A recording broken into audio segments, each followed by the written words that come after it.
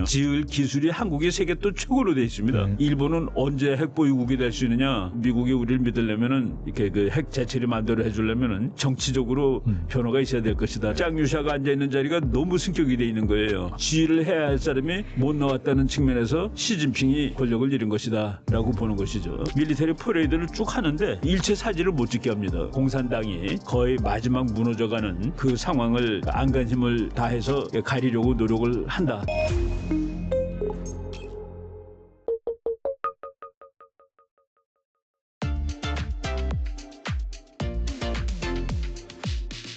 그리고 이 조선업 외에도 원전 협력 이것도 얘기가 되고 있는데 보니까 네네. 한국과 미국이 사용 후 핵 연료 재처리, 이 연료 재활용이죠. 네. 여기에 대한 논의를 시작하기로 했다고 합의했는데 과연 일본 수준의 핵 재처리 능력을 갖게 될 가능성이 있을지 박사님께서 어떻게 보시나요? 네네. 이것도 이제 그 정치 문제가 들어가는 것인데 지금 미국이 트럼프 대통령이 원전을 앞으로 뭐 몇백 기를 더 짓겠다고 얘기를 하거든요. 맞아요. 네. 근데 그 지을 기술이 한국이 세계 또 최고로 돼 있습니다. 한국은 그 원자력 폭탄은 안 만들었지만은 네. 발전소는 뭐 제일 잘 만드는. 이거 제가 그 젊었을 때 우리 그 선배 중에 한 분이 그 미국에서 원자력 공학 박사를 받아오신 분이 계셨어요. 근데 그분한테 그냥 저는 궁금한 거가 우리가 핵폭탄을 만들 수 있냐가 너무 궁금해가지고 그때가 이제 뭐 박정희 대통령이 있을 때였습니다. 그랬더니 그분이 그거 비밀이야 말해주면 안 돼요. 그래서 내가 선배님 좀 말 좀 해주세요. 그랬더니만은 핵폭탄하고 발전소하고 핵발전소가 훨씬 어려운데 우리는 그 발전소를 만들 수 있어라고 얘기를 해주시더라고요. 그러니까 핵폭탄 만드는 건 일도 아니다라는 뭐 그런 의미였는데 근데 안 하고 있는 이유는 이거는 군사적 정치적인 문제가 있으니까. 그렇죠. 네. 이번에 트럼프 대통령이 핵발전소를 많이 만드는 가장 결정적인 이유가 전력이 가장 필요한 것이 AI 산업입니다. 그렇죠. 앞으로 차세대는 AI인데 이걸 위해서는 풍력이라든가 이거 가지고 어림이 없다는 얘기예요. 그러니까 우리가 말로는 AI를 발전시키겠다고 그러면서 핵발전소를 없애고 풍력발전소로 하겠다 그러는 건 앞뒤가 안 맞는 얘기나 마찬가지입니다. 네네. 그런데 이제 미국 쪽에서 한국이 핵발전을 잘하니까 그 기술을 이제 또 빌려 쓰고 뭐 원자로 살 수도 있는 거겠죠. 그래서 우리가 이제 거기 협력하겠다고 그랬는데 지금 우리가 일본 수준이라고 지금 말씀하셨는데 일본은 언제 핵 보유국이 될 수 있느냐? 제가 그 오래전에 읽은 영어 책에 보면 내일 아침이라고 돼 있습니다. 내일 아침. 그러니까 almost overnight. 일본은 마음만 먹으면은 하룻밤 만에 완전한 핵 보유국이 될 수 있다. 이거 재처리 다 해놓고 그러니까 그거로 이제 핵폭탄만 만들면 될 수 있는. 근데 이제 우리한테 그런 것까지 주려면은 여기서 해결돼야 될 문제는 한국이 진정 미국의 진짜 친한 동맹국으로 있느냐라는 게 이제 문제죠. 지금 미국 사람들이 한국의 보수 정권도 그렇고 진보 정권들이 최근에 와서 되게 그 중국하고 친한 경향을 보였습니다. 거기에 대해서 그 많은 의심을 하고 있습니다. 심지어는 문명의 충돌이라는 아주 되게 유명한 책이죠. 그 책에 그 사무엘 헌팅턴이라는 사람이 앞으로의 세계는 이념 싸움이 아니라 문명의 싸움일 것이다 라고 해놓고 세계를 이제 7개의 문명으로 구분했는데 한국을 중국 문명에다가 집어넣어놨습니다. 물론 이제 나온 지 한 20년 된 책이지만은 제가 그때 이거 만약 이렇게 된다면은 그 미국이 중국 문명하고는 다투는 문명이거든요. 갈등 관계에 있단 말이죠. 일본 거는 따로 독립을 시켜놓고 일본 문명이라고 그 정도로 해가지고 한국이 그 미국의 지식인들한테 진짜 믿을 만한 동맹이 아니라 중국하고 미국 사이에서 왔다 갔다 하는 그런 나라로 보는 거 아니냐는 그런 생각이 들었습니다. 그리고 사실 우리나라 보수 정권도 중국에 대해서 상당히 잘 지내려고 애를 쓴 거가 사실이거든요. 그렇죠. 그동안 이런 것들이 지금 와서 문제가 되고 있는데 일본 수준 정도로 미국이 우리를 믿으려면은 이렇게 그 핵 재처리 만들어 해주려면은 정치적으로 변화가 있어야 될 것이다라고 말씀을 드릴 수 있습니다. 다시 앞서서 그 이민 단속국 거기랑 또 귀결이 되긴 하네요. 이게 확실히 좀 노선을 문제들이죠. 정치적으로. 그러니까 이제 지금 입장을 분명히 하세요라는 것이라고 보시면 됩니다. 말로 와서 8월 25일 날 분명히 더 이상 중국과는 경제, 미국과는 안보를 할 수 있는 상황은 지나갔다라고 분명히 얘기를 했거든요. 그 CSIS라는 워싱턴에 있는 연구소에서 그렇게 우리 대통령이 얘기를 한 것이죠. 그래놓고 그 중국에 26개국이 전승절에 참가했는데 대한민국만이 공식적으로 미국의 동맹국이었고 이게 미국이 보기에 좀 입장이 나오는 게 뭐냐 하는 그런 이제 질문을 할 수 있는 것이죠. 안 그래도 이 한국과 미국 사이의 그 마스가 프로젝트가 순환 중인 가운데 중국 관영 글로벌 타임스는 미국의 군사 작전에 한국 선박이 사용된다면은 한국이 외교적으로 곤란에 처할 수 있다. 이렇게 노골적으로 불만을 표현했는데 중국이 당연하게 이렇게 민감하게 반응하는 이유 뭐라고 보시나요? 예, 이게 그 중국은 미중 패권 싸움에서 한국이 미국으로 붙어 있는 한 자기네가 이길 수 없다라고 보는 상황입니다. 한국이 미국 편에 있는 한 그것을 한국을 미국 편에서 떼어내려고 중국이 수십 년 노력을 한 겁니다. 그래서 이제 한국이 미국 동맹국 중에서는 중국에 비교적 가까운 나라가 된 것도 사실은 중국이 몇십 년 그냥 집요하게 노력을 한 결과입니다.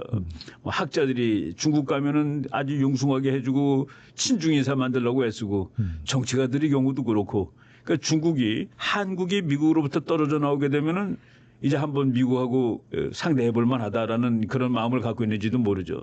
바로 얼마 전에 5월 달인가 그래요. 그 주한미군 사령관 그 브론슨 장군이 한국은 중국과의 싸움에 있어서 맨 앞에 있는 항공모함이다라고 얘기를 했습니다. 맞아요. 네.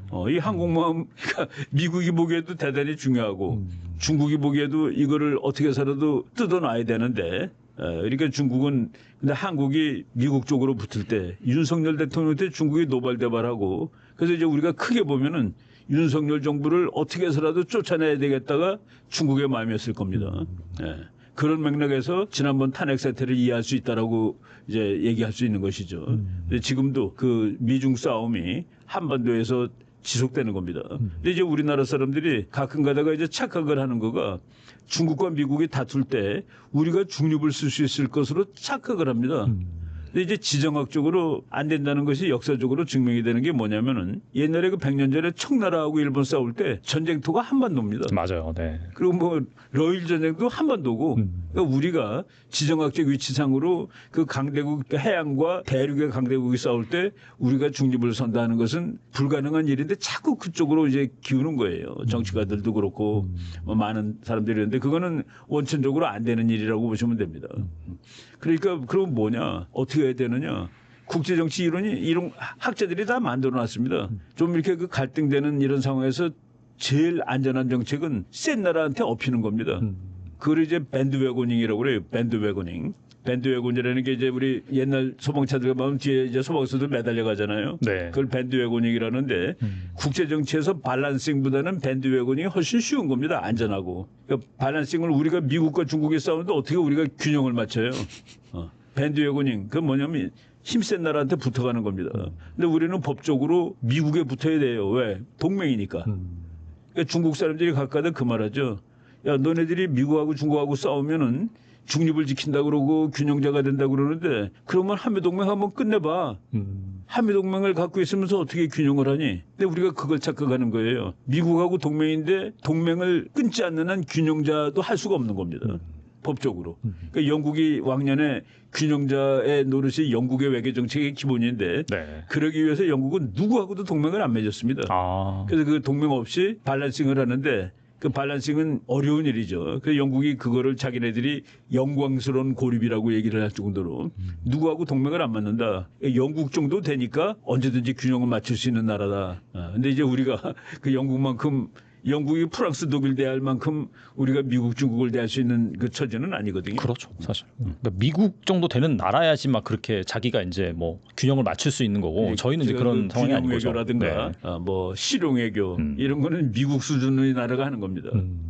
이번에 최근에 있었던 중국 열병식 관련해서 일단 질문을 좀 드려보겠는데요. 중국 열병식에서 각종 신형 무기들이 등장을 했습니다. 괌 킬러라고 불리는 미사일을 포함해서 전 지구를 사정권으로 하고 있는 핵 탑재 미사일 둥펑을 또 공개를 했는데 이 서방 진영에 얼마나 위협적인 그런 상황일까요? 지금 이제 저는 그 중국 열병식을 사람들마다 이제 보는 그 시각이 달랐는데 저는 그 중국이 최근에 시진핑 정권이 흔들거린다라는 얘기가 많이 나오지 않았습니까? 맞아요. 네. 흔들거리는지 안 건드리는지를 증명해주는 사건이 9.3 열병식입니다. 이게 이제 왜 그러냐면은 그 중국 같은 나라 옛날에 지금도 마찬가지예요. 구소련, 지금의 러시아, 북한 이런 나라들은 거기서 간행되는 글 가지고서 뭐 신문이라든가 방송 가지고 그 나라를 분석을 할 수가 없습니다. 그렇죠.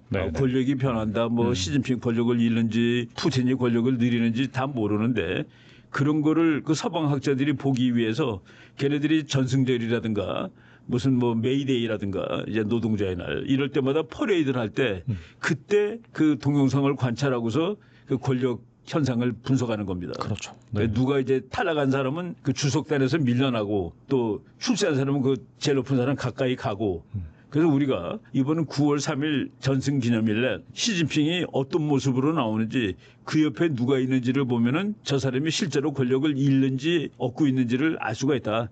저는 이번에 보고서 네. 전문가들 대부분은 그 사람 권력이 흔들거리고 있다는 것이 증명되었다라고 얘기를 하고 있습니다. 아, 그래요? 네. 그러니까 그 옆에 서 있는 사람들 보니까 네네.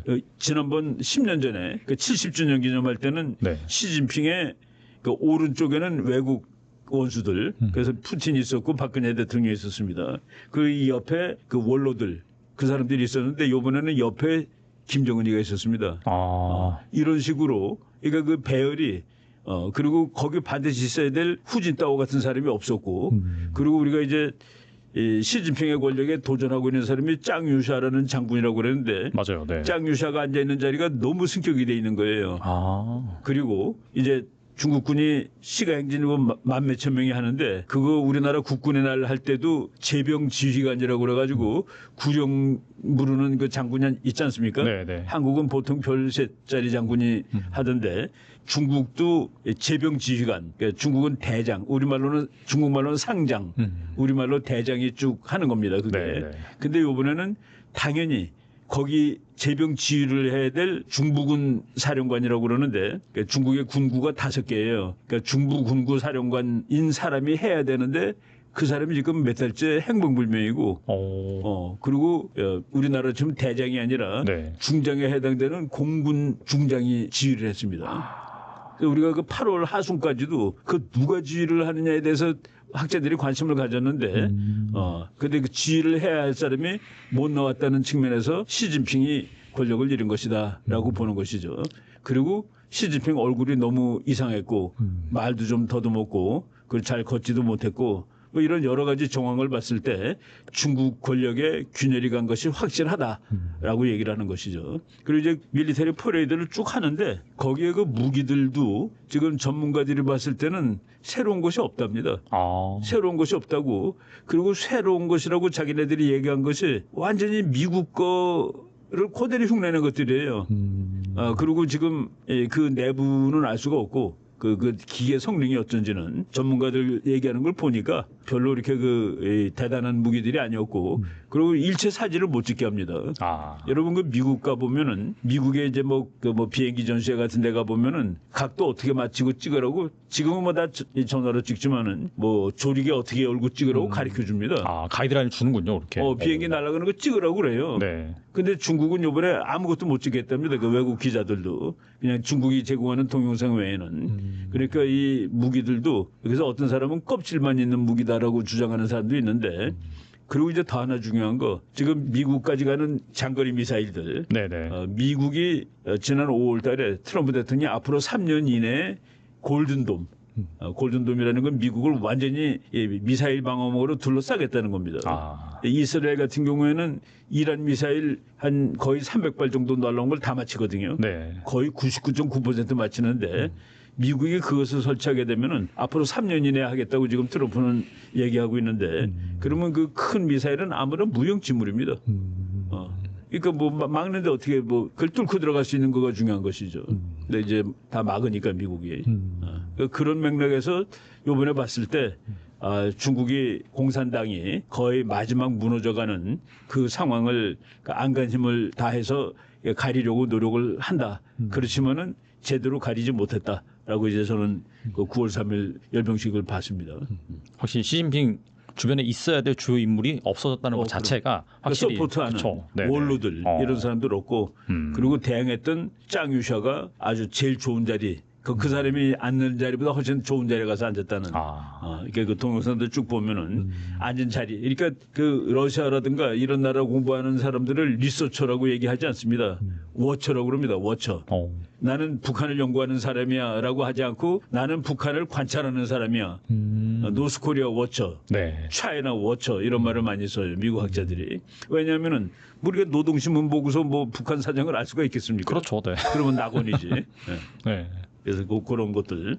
이번에 중국은 이번 열병식은 뭐 10년 전 거보다는 훨씬 효과가 없는. 그러니까 그 어느 나라든지 힘을 과시하는데 그 과시하는 데서 10년 전에 했던 70주년 기념식보다는 훨씬 그 성과가 없는 그런. 원래 중국 사람도 팔자 좋아하잖아요. 네. 80일에서 대단히 규모는 컸습니다만은 지금 뭐 심지어는 중국 예비역 장교예요. 이렇게 중국 군대는 누구를 향해서 총을 들고 있느냐 뭐 이런 식으로 그 비방하는 그런 글도 나오고 그리고 곳곳에서 시진핑이 내려오라는 그런 데모도 하고 있고 어려운 상황입니다. 중국이. 경제도 나쁘고. 네네. 제가 오늘 아침에도 그 중국 뉴스 보니까 10억의 인구가 한 달에 $300도 못 갖고 산다 이렇게 나오더라고요. 10억이 $300면은 한 달에 30몇만 원이라는 소리인데 하루에 10,000원. 네네. 그러니까 뭐 가난한 거죠.